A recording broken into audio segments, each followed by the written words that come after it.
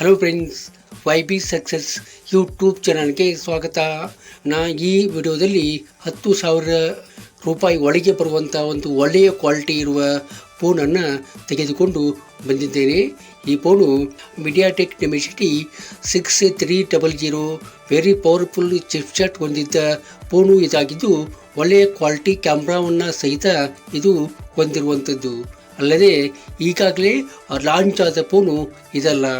Next ಮಂತಲ್ಲಿ launch ಆಗೋದಕ್ಕೆ ಅಂದರೆ ಫೆಬ್ರವರಿಯಲ್ಲಿ ಲಾಂಚ್ ಆಗೋದಕ್ಕೆ ರೆಡಿ ಆಗುತ್ತಿರುವ ಫೋನು ಇದಾಗಿದೆ. ಆದ್ದರಿಂದ ಈ ವಿಡಿಯೋನ ಕೊನೆವರೆಗೂ ನೋಡಿ ಮತ್ತು ನೀವಿನ್ನೂ ನಮ್ಮ ಯೂಟ್ಯೂಬ್ ಚಾನಲ್ಗೆ ಸಬ್ಸ್ಕ್ರೈಬ್ ಮಾಡಿಕೊಂಡಿಲ್ಲ ಅಂತಂದರೆ ಈಗಲೇ ಸಬ್ಸ್ಕ್ರೈಬ್ ಮಾಡಿಕೊಳ್ಳಿ ಮತ್ತು ಈ ವಿಡಿಯೋಗೊಂದು ಲೈಕ್ ಕೊಡಿ. ಫೆಬ್ರವರಿ ಮಂತಲ್ಲಿ ಲಾಂಚ್ ಆಗೋದಕ್ಕೆ ರೆಡಿಯಾಗಿರುವ ಫೋನ್ ಅಂದರೆ ಮೋಟೋ ಜಿ ಪವರ್ 5G. ಇದು Android 15 ಆಪರೇಟಿಂಗ್ ಸಿಸ್ಟಮನ್ನು ಹೊಂದಿರುವಂಥದ್ದು. 6.8 inches full HD plus LCD ಡಿಸ್ಪ್ಲೇಯನ್ನು ಇದು ಒಳಗೊಂಡಿರುವಂಥದ್ದು ಮತ್ತು ಗೊರಿಲ್ಲಾ ಗ್ಲಾಸ್ ಪ್ರೊಟೆಕ್ಷನನ್ನು ಇದಕ್ಕೆ ಕೊಡಲಾಗಿದೆ. ಮೀಡಿಯಾಟೆಕ್ ಡಿಮೆನ್ಸಿಟಿ 6300 ಇದು ಹೊಂದಿದ್ದು, ಇದು ಈ ರೇಂಜ್ಗೆ ಪವರ್ಫುಲ್ ಚಿಪ್ಸೆಟ್ ಅಂತ ಹೇಳ್ಬೋದು. ಅಷ್ಟು ಬೇಗ ಹ್ಯಾಂಗ್ ಆಗುವಂಥ ಫೋನು ಇದಲ್ಲ.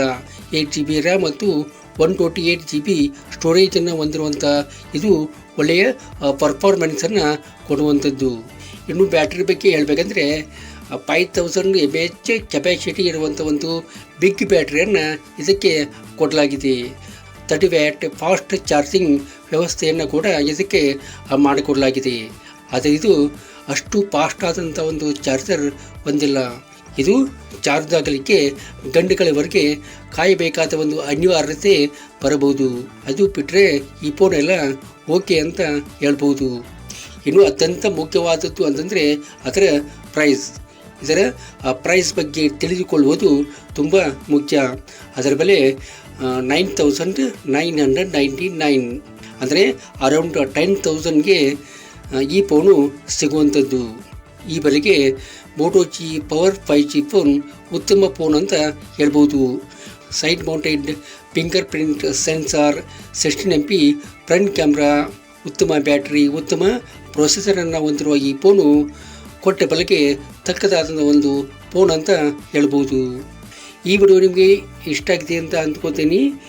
ಇಷ್ಟ ಆದರೆ ಈ ವಿಡಿಯೋಕ್ಕೊಂದು ಲೈಕ್ ಮಾಡಿ ಮತ್ತು ನಿಮ್ಮ ಫ್ರೆಂಡ್ಸ್ಗೆಲ್ಲ ಈ ವಿಡಿಯೋನ ಶೇರ್ ಮಾಡಿ. Thank you.